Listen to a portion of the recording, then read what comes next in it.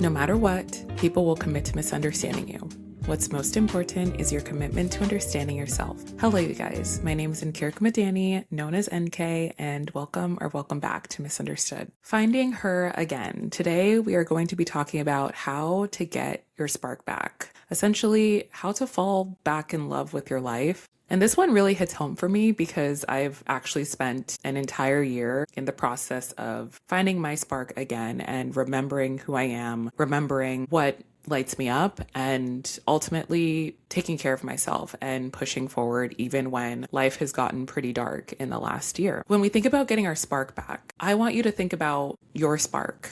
Do you have it right now, or did your light go out somewhere along the way? I really want to emphasize in this episode that getting your spark back is seasonal. It could be situational. And when I say situational, this could be a romantic breakup. It could be a friendship breakup. You could move away from your friends. You can move away from a city you feel very connected to in pursuit of something else. You can feel stuck at your job and not feel like you're growing in a career sense. You can go through an injury like I did, and you can just feel overall depressed and unhappy with life. So if you fall into any of those buckets, you're in the right place, because I really want to talk about how you can find your spark back. And I first want to really dive into how I have truly found my spark back in the last year. But before we get into this episode, take some time right now to rate this show, Misunderstood, 5 stars. I'm so happy with this podcast, and I'm even more happy with the fact that so many people reach out to me, message me, DM me. I've gotten some emails along the way telling me that they have been positively impacted by Misunderstood. That will always make me so emotional, because I started this endeavor a little over a year ago now, and I'm seeing how much it is helping other people.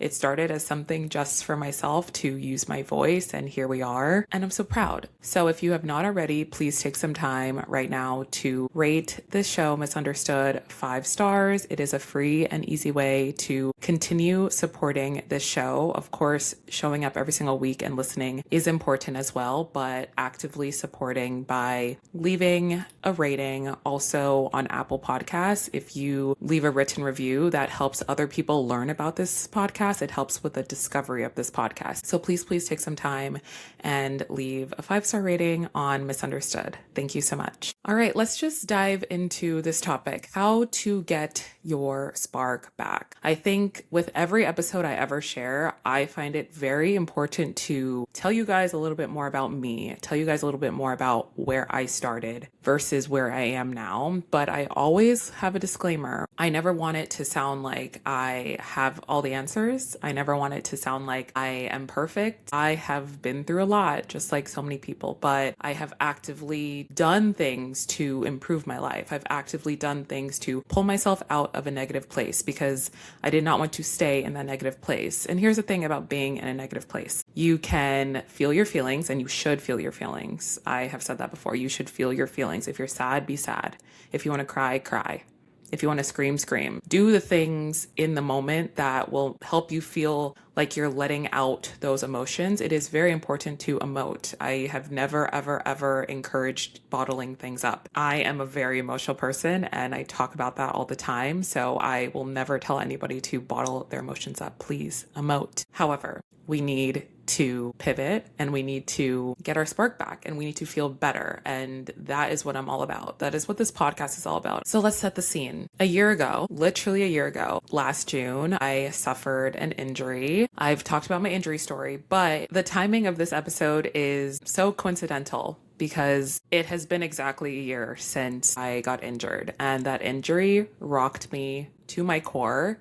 It really set me back emotionally, mentally, physically, and I lost my spark. I fully lost my spark. Last June, I was so depressed. I was physically injured to the point I could not walk for a bit. Also, I did not have any friends in New York City that I felt super connected to. Yes, I met so many people in New York City, as you do. You just meet people along the way, but I didn't have anyone who I felt super connected to. So I didn't feel like I had a super safe space here in New York City yet. And I was just overall depressed. Those two things in tandem, not having true friends here in New York City yet, plus being physically injured, I was so depressed. Last June was the worst time of my life in New York City by far. I remember 2 days into being injured, had a bottle of wine in my apartment. I drank an entire bottle of red wine by myself and cried myself to sleep. I was categorically depressed. I felt like I did not have any will to keep on going. I was so sad. I was so frustrated. I felt so stuck and so alone. And I think it's important to go back in time and tell you those feelings. And I don't know, it still makes me emotional because that was a very hard time for me. It was an extremely hard time in my life, and I did not see any light at all.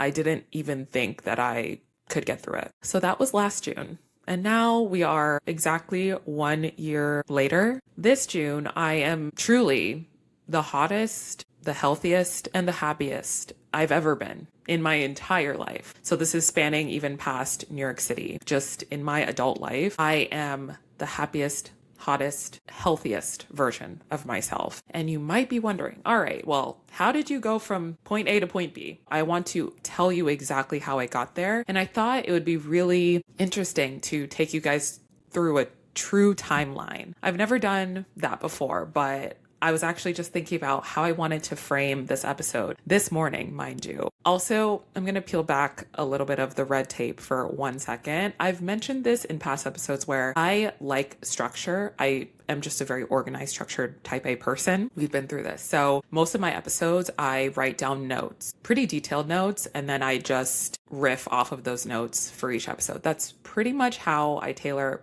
most episodes. However, this is episode 76. So out of the 76 episodes we've had thus far, there have been a few, probably less than 5, that I've just done more of an off the cuff, more just talking and let my emotions take us through the conversation and plug things in as I go. So I didn't really plan that much structure for this episode, but hey, I feel like when I have less structure, sometimes those become some of my favorite episodes. So maybe you'll feel the same way. I just wanted to share that for 1 second, literally an hour ago. I hadn't even written down anything for this episode, but an hour ago I was thinking, how do I want to frame this episode? And I think something that would really stick with people is hearing exactly month by month, line by line, how I got from point A to point B. So I actually wrote out a true timeline of last June all the way to current June, this June 2026. And I think that is the best way I can share to show you guys what exactly I did to feel better,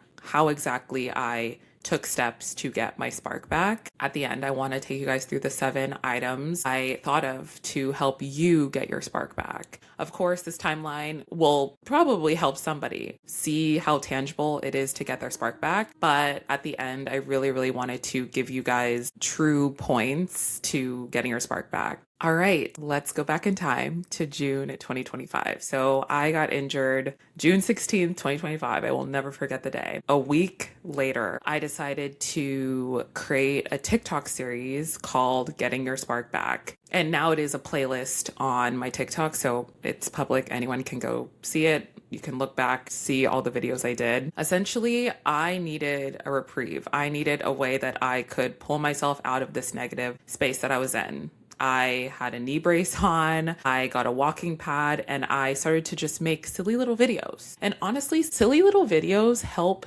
me feel better personally. And all the while, I got so many amazing messages from people who I don't know personally, but were such angels and were rooting me on and encouraging me to just keep on going. And looking back, that series gave me a lot of hope in a time that I felt very, very sad and very depressed and very lonely. The beauty of social media, I've said this before, but the beauty of social media for me is knowing that there are people who will root you on no matter what. That will help you get your spark back. The next month was July. I essentially dipped. I left New York for a bit and I flew across the country back to California. If you guys are new here, just a little history. Spent 10 years in California. That's where I went to college and that's where some of my best friends are. So I essentially just ran home to my best friends and made a whole trip out of it, which kills two birds with one stone. I went to Tahoe and then I went to LA and I spent a week in total in California, and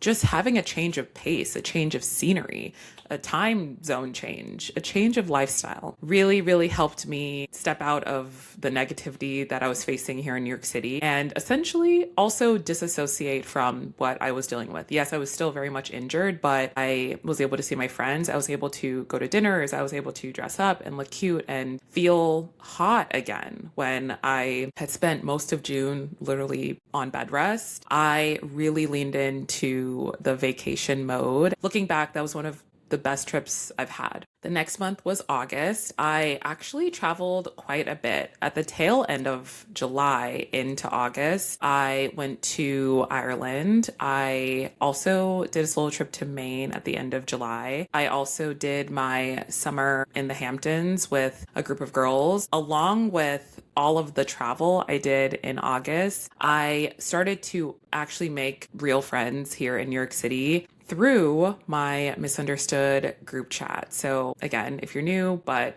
for the other people who have been listening to the pod and you know what this is, just a reminder, I do have a Geneva group chat. It actually was rebranded to Bumble, but because it started as Geneva, I'm one of those OGs that will want to continue saying Geneva group chat, but it technically is Bumble. Bumble bought Geneva, I believe, sometime last year. Anywho, I'm going to still call it the Geneva group chat, but I created a group chat for the girls of Misunderstood for this podcast, whoever is a listener of this podcast. And then specifically, I have a subgroup for New York City. So I posted on TikTok about making this group chat because I saw in real time how so many people wanted real friendships and wanted people who weren't flaky and a lot of negative things that I've experienced with friendships, specifically in New York City. I essentially tried to combat that through this group chat. And the response was amazing. The group chat is now over 300 people, and I have made so many in real life friendships through the group chat. So just to plug, if you are listening and if you want to be a part of the group chat, it has always been in the description of every single podcast episode, literally every single one. So you can always find it below. And even if you do not live in New York City, do not worry, because there are people from around the country at this point, which is very exciting. So you can find someone probably who lives in your city. But if you live in New York City, we do some meetups here and there. So I would love to have you. The next month was September. And that was the month I really fell back in love with my work. I fell back in love with content creation. I'm a full-time content creator. I also started a marketing agency 3 years ago now. I found that September was the month for me to really lean back into my creative, lean back into a love that started all of this. Content creation is the reason why I'm sitting here today recording this podcast. Content creation is the reason why I live in New York. Content creation is so important to me. It literally ignited something in me many years ago, and I kept on going. I didn't let that spark die. In September of last year, I fell back in love with it. I started to just take my digital camera places and remember how much I love photography, remember how much I love videography, remember how much I love doing the basics of creation, to make something from scratch. It's so exciting to me. I'm a storyteller and I do that in so many forms. I storytell on this podcast. I storytell on YouTube. I storytell on TikTok when I just randomly yap and people like that. So I fell back in love with so many different types of content creation, and that truly helped me feel so much better internally. Also, September was when I reignited my love for reading in a really public way, made my first YouTube video of reviewing books in September, and that is still one of the most viewed videos on my YouTube channel, which really made me feel very validated and really excited to know that things that I love, I can just share it openly. And there will be people who encourage me to keep on going, which I have at this point. But September was a very exciting month for a lot of things with content creation and remembering hobbies that I loved as a kid and continuing to do so as an adult. The next month was October, and October is my birthday month. I'm a Libra, and I spent my birthday solo. I have only spent my birthday solo one other time when I went to Paris for my 29th birthday solo, which was such an amazing trip. My birthday last year, I spent my actual day solo, and it was amazing. I took a solo trip up to Terrytown. I had such an amazing time. Solo travel, solo trips really just helped me reconnect with myself. I have talked about that in multiple episodes on Misunderstood, but solo trips really do a number on you in the best way. It reminds you that you're confident. It reminds you that you can do things on your own and you don't need people around you all the time to be happy or to feel fulfilled. Also in October, I did go to Vermont, and I do have that vlog up on YouTube if anyone's curious on how that trip went. But solo time, solo travel, solo trips as a whole, super, super great to reignite that spark within you. And you learn so much about yourself on a solo trip. I've said this so many times, but I will never stop preaching for everyone to go on a solo trip. The next month was November. Like clockwork, seasonal depression hit. And like I said at the beginning of this episode, getting your spark back is seasonal as well as situational. So this is exactly what I meant when I said seasonal. Seasonal depression is a known thing. It happens to so many of us, and I really struggle with seasonal depression every single year. Even though I know that I've really grown within myself and I'm a pretty secure person in a lot of ways, seasonal depression hits me pretty much every single year. So I've essentially formulated ways for me to combat that feeling. And I do want to refer you guys to 2 episodes on the podcast, episode 48 and episode 49. Episode 48 is about navigating loneliness through the holiday season. As you know, November, December, we're getting into the holidays. Then number 49 is the ultimate winter bucket list. I've mentioned to you guys how I have created a bucket list every single season now for the year. My winter bucket list is great for finding ways to romanticize your time and your life when you feel sad and maybe you don't feel like you have that spark. I highly recommend listening to those 2 episodes during the winter season. The next month was December, and truthfully, December through June, so that's a 7-month span, I have been doing a lot of work on myself. I have been doing a lot of physical work with physical therapy. I started physical therapy in December, which was essentially prehab for my surgery, which was in February. And I've been in PT ever since. So it's been 7 months total in physical therapy. And I've gone through 2 surgeries this year so far in 2026, one in February and one at the end of March. And in these last 7 months, I have really been focused on movement, finding other ways of movement. I've talked to you guys a lot about how running is a way of movement that makes me very, very happy. I truly feel like I'm in a flow state every single time I run. Yet, of course, I have not been running. I have had to find other ways to feel good about movement. And the 2 biggest ways of movement that I really enjoy that I've been doing for the last 7 months have been a lot of walking. So I'm talking hour walks at least once a week, then strength training, which my PT has instructed me to do twice a week at least, sometimes even 3 times a week. So I do feel bodily so much stronger. And I also think about how even though in these past 7 months I've been dealing with this injury, I am physically the strongest I've ever been because I've been moving in all the ways that I'm being told to move by my surgeon and by my PT. And I'm physically so strong and so toned. Not saying that I wish to have the surgeries again, but something about this process has really shown me that I'm the strongest I've ever been, and I'm proud of that. A really big part about finding your spark again is remembering the pockets of happiness throughout the negative. Specifically, these past 4 months have been so hard from February to now. From my knee surgery in early February, I have really gone through a lot of ups and downs, and I do not want to sugarcoat that. As I mentioned, for the last year, I've been trying to get my spark back, and my spark has been growing steadily ever since last June, but there have been ups and downs, and that is the most realistic way you can look at life. There will be ups and downs, but that doesn't mean that you can't find your spark again. Even if you lose it, you can find it again. And I want that to be extremely clear. Essentially, I never gave up. And I will continue to keep on showing up because that's exactly how I'm going to continue feeling that light and that happiness and that spark again. All right. And now that I've shared that entire year timeline, I want to end off with the 7 ways that you yourself can get your spark back. Like I said, I think it is really great to hear how someone else did it. But everyone is so different, and what works for one person might not work for another person, vice versa. We know this, but I really hope that at least one of these 7 items will work for you. And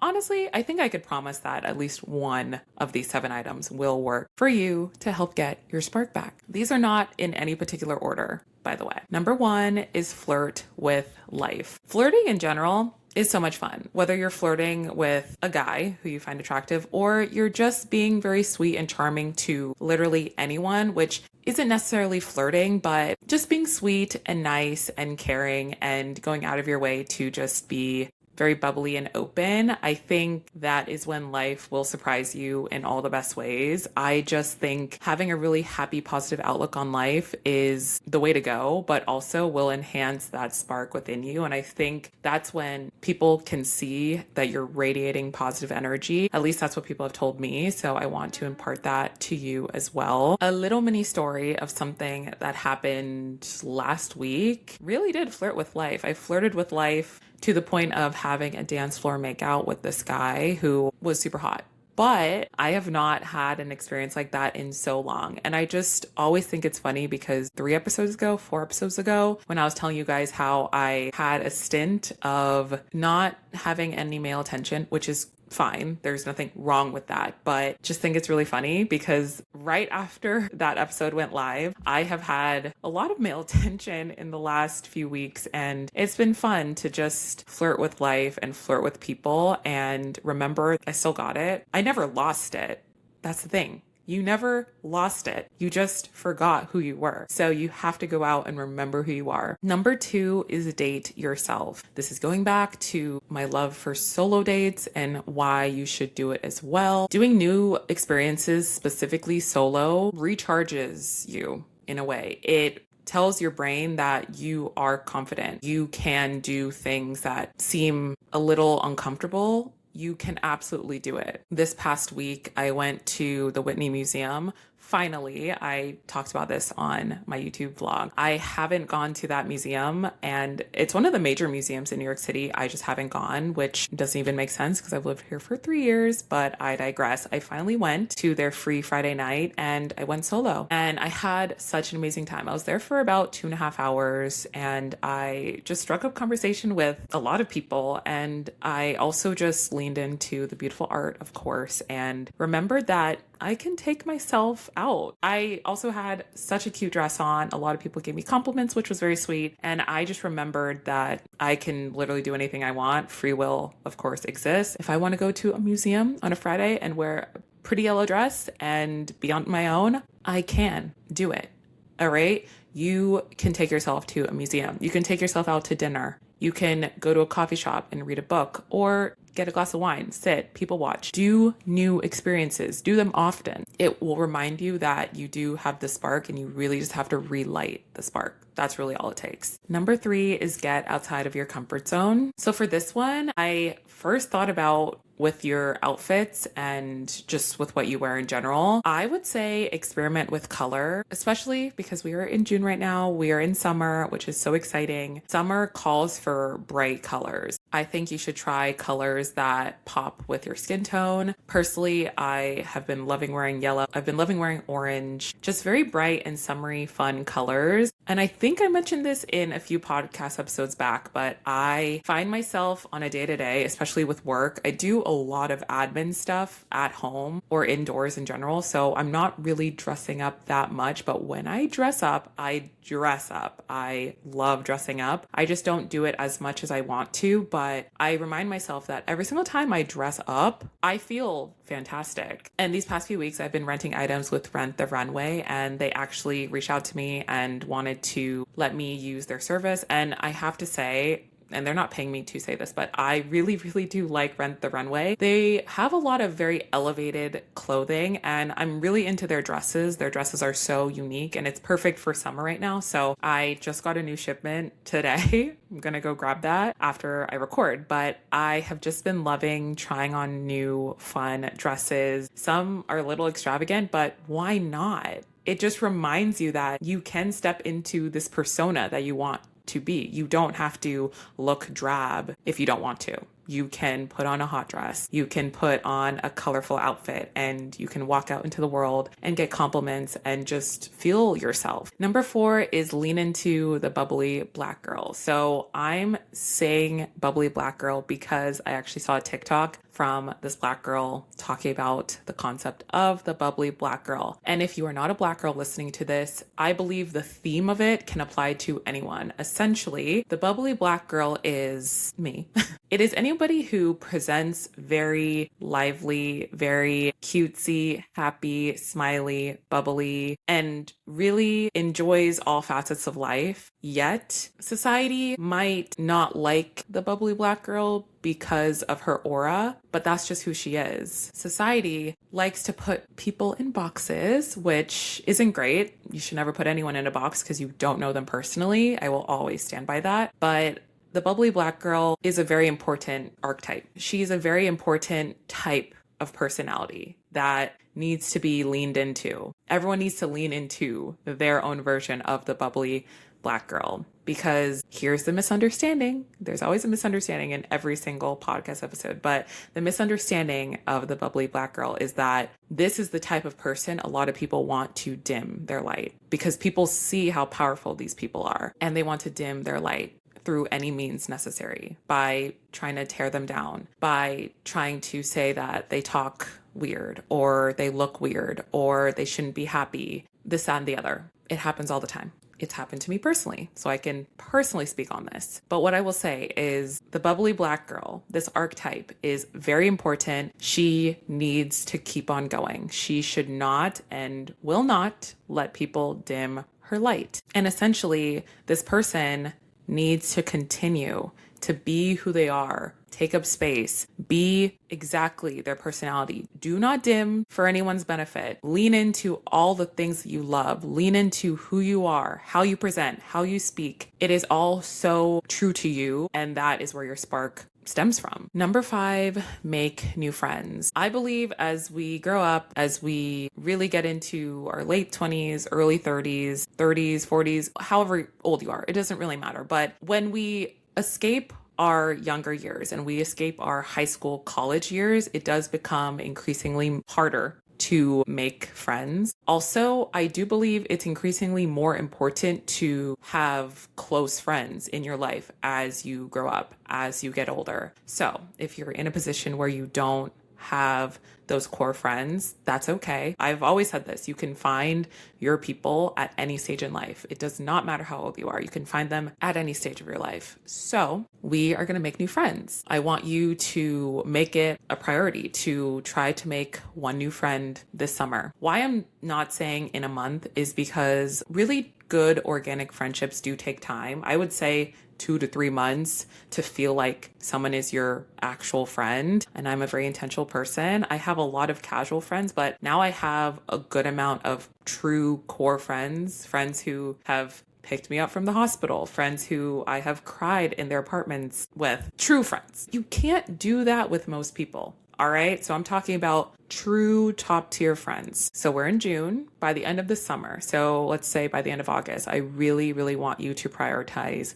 making at least one new friend who's a true friend. And when you're speaking with these people, definitely make sure they're aligned with you, of course, and everyone's different. So whatever aligns with you, you know that no one else does. But making sure that you are being really intentional in your friendships, you are being very intentional with how you show up, being respectful of their time, your time, really leaning into each other. That's how friendships start. And yes, people might ask, okay, well, how do you find these friends? Honestly, you can find them in a lot of different pockets of your life. I would say do things that you love and continue doing them, and you'll probably find other people who you'll align with because you already have that commonality. For example, if there's a book club in your area, go to book club. And you might find somebody who aligns with you. Go to an art class that you enjoy. Go watch a comedy show. There are a lot of different ways that you can find these people. There are also a lot of Eventbrite meetups I've seen, and I've actually went to some early on in my New York City journey where there are clearly people who want to make friends. So you really have to do your research and you really have to go out and find these people, but it is not impossible. I know this because I've lived here for 3 years and it was hard for me to make friends at the beginning, but now I have really good friends. So I'm speaking from experience. Also a plug, I did recently host a New York City meetup and I met 7 amazing girls here in New York City. I posted this on TikTok about a week ago at this point when you hear this. We had such a fun Saturday in New York City. I loved it. I loved that I put myself out there. I got out of my own comfort zone. And even though, yes, like I said, I have friends in New York City who I love and appreciate, but it's always fun to just meet more people, just in general. And who knows, maybe one of those girls or maybe a few of those girls I'll end up being really, really good friends with later on. Time will tell. It's a possibility, but the fact that I put myself out there in that way was really great. So maybe you want to do that too. If you see someone maybe on TikTok that has just moved to New York City and is also looking for friendships, send them a message, send them an Instagram DM. There are so many ways to make new friends. Don't feel afraid of it. I know it's a little daunting because I've been on the receiving end of it. I know it's daunting. However, if you really want to make those friendships, you will have to go out of your way to do so. Number 6 is quick dopamine doses. So I've talked about dopamine doses in a prior podcast episode, and I do believe that dopamine doses are so great for you to remember that you can get your spark back at any point. My favorite dopamine doses are listening to music and specifically creating a baddie playlist. So this is a playlist that you listen to whenever you're getting ready, which is now one of my favorite rituals. I always listen to my baddie playlist every single time I'm getting ready to go out anywhere, and it just makes me feel great, and I'm singing along and I have a smile on my face and I feel so happy. Other dopamine doses are reading. I've talked to you guys about how much I love reading and I've found so much joy in it over the last few months. Crocheting for me has been great, but you can insert any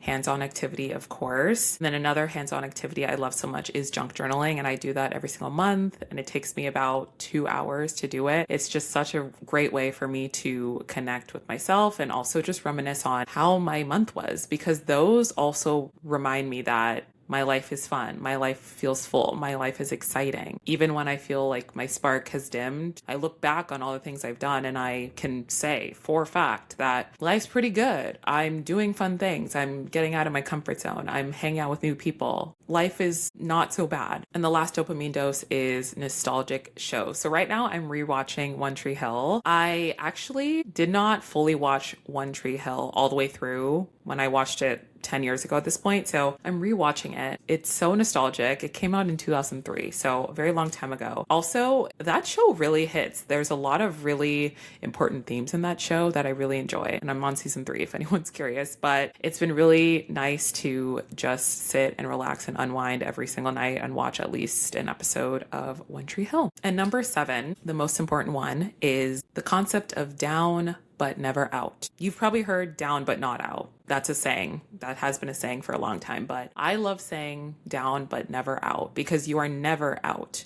You are never completely rid of your spark. Your spark, even if it's gone right now, as you're listening to this, it's never fully gone. It's only temporarily gone. So the concept of down but never out is even on your road to getting your spark back, remember that you feeling sad, you feeling alone, you feeling depressed is a temporary feeling. It is always a temporary feeling because you can never fully lose your spark. You can't. You actually cannot. I'm saying that as fact. You can never fully lose your spark because there are so many ways to reignite your spark. There literally are. And I've said a lot of ways that you can, but the concept of down but never out is something I think about all the time. I thought about it a year ago when I got injured. I was so sad and so depressed, like I said at the beginning of this episode, but I remember that just because I'm down right now, I am never out. There's so many ways that I can pull myself out of a negative place and get my spark again.